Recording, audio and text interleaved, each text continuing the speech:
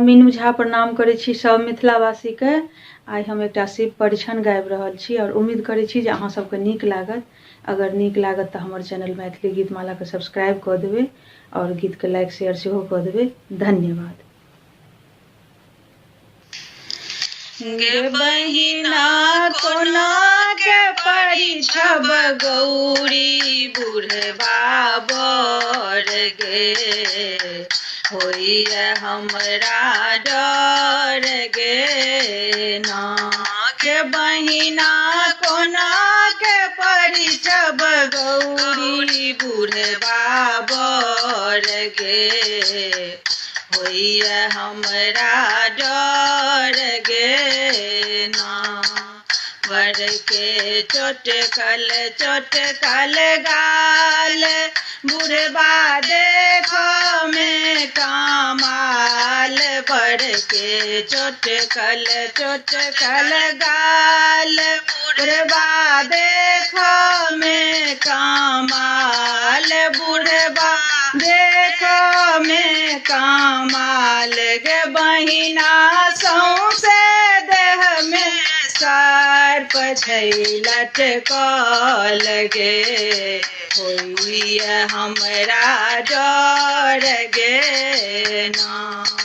हुनका सौंसे देह में सर्प छै लटकल गे, होइए हमरा डर गे ना।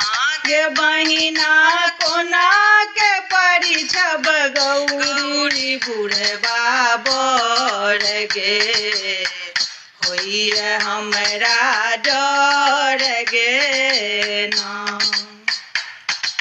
बर के चादरो ने धोती, एकटा बान्हल छै लांगोटी। बर के चादरो ने धोती, एकटा बान्हल छै लांगोटी। एकटा बान्हल छै लांगोटी। गे बहिना सौंसे देह में भस्म छै रामल गे, होइए हमरा डर गे ना। हुनका सौंसे देह में भस्म छै रामल गे, होइए हमरा डर गे ना। गे बहिना कोना के परिछब गौरी बुढ़बा बर गे, होइए हमरा डर गे ना। संग में भूत प्रेत बरियाती, देख धर कैया छाती। संग में भूत प्रेत बरियाती, देखी के धर कैया छाती।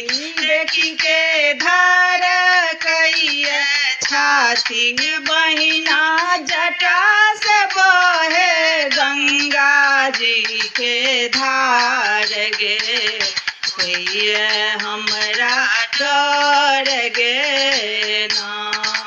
हुनका जटा से बहे गंगा जी के धार गे, होइए हमरा डर गे ना। गे बहिना कोना के परिछब गौरी बुढ़बा बर गे, होइए हमरा डर गे ना। गे बहिना कोना